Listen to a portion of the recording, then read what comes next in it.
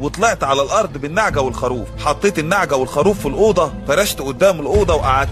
طلعت موبايلي وفتحت الفيسبوك، قلبت في الاخبار والجروبات لحد ما ظهرت قدامي صورة غريبة، صورة ست لابسة فستان اسود. الصورة استوقفتني وفضلت متنح فيها. اتصدمت لما لقيت الصورة بتتحرك على الشاشة. البنت اللي في الصورة لفت راسها وبصت لي في عيني، وفجأة هجمت عليا. رميت الموبايل على الارض وانا بستعيذ بالله، واتلفت حواليا وانا بقول منك لله يابا. استعذت بالله ورحت مسكت الموبايل تاني، لقيت الست اياها لسه في الموبايل وبتبصلي.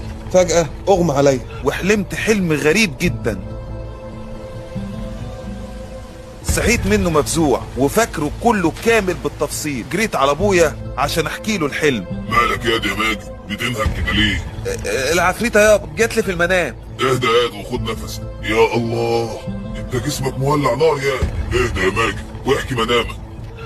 حلمت اني واقف في نص الارض، الدنيا كانت ليل. فجأة ظهرت قدامي الست ام فستان اسود ومشيت قدامي.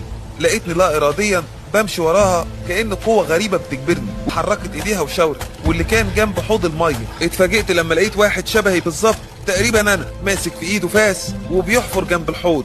وانت وانا ايه؟ كنت قاعد جنبي على الارض وانا بحفر، بتهز جسمك وانت بتردد آية الكرسي وبتقرأ في سورة البقرة. السما غيمت، الارض كلها بقت طين، واتفاجئت برجلي بتغوص في الطين. فضلت اغوص بجسمي لحد ما الطين غطى راسي لحد ما اتخنقت. قمت مفزوع من النوم وكلمة واحدة بس بترن في ودني: احفر احفر. فجيت جري عليك.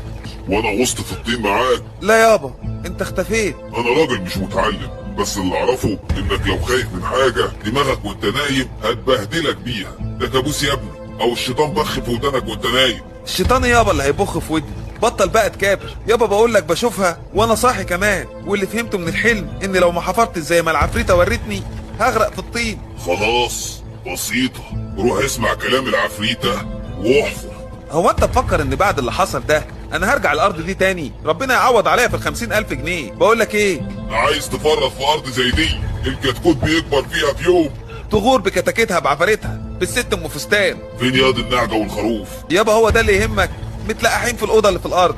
خد ايدي ودينا على الارض نطمن على النعجة والخروف، وبالمرة وقفني في الحتة اللي العفريتة شاورت لك تحفر فيها. ليه؟ هتحفر انت؟ اه يا اخويا هحفر انا.